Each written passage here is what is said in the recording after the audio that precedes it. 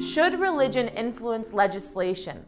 According to the World Poll, predominantly Muslim countries are saying yes. And you'll be surprised to hear what Americans are thinking.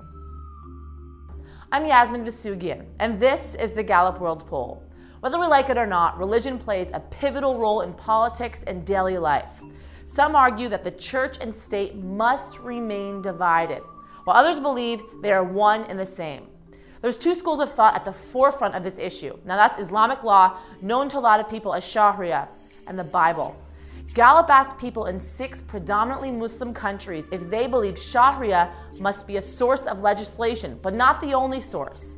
If we scan the list, you can see Iran had the highest percentage of people who believed it must be a source, but not the only source. Now close behind Iran was Indonesia with 54%. But interestingly, when the World Poll asked if Shari'a should be the only source of legislation, Egypt came out on top with 67%. And Iran, which has a theocratic government, is only at 14%. Let's now switch gears. Gallup asked Americans if the Bible must be a source of legislation, but not the only source. And 46% of Americans said yes.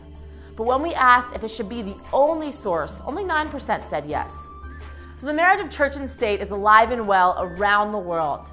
But does that mean a lot of these countries want a theocracy? No, in fact, according to our World Poll numbers, in some cases, the opposite is true. The World Poll asked respondents what the role of religious leaders should be in writing legislation.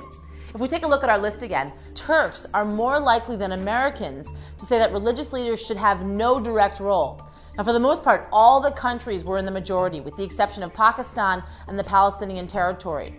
But 28% of Americans did say that religious officials should advise the government in drafting new legislation, only to be beat out by Indonesia and the Palestinian territory. I'm Yasmin Vasugian, and join us again to hear more voices from around the world.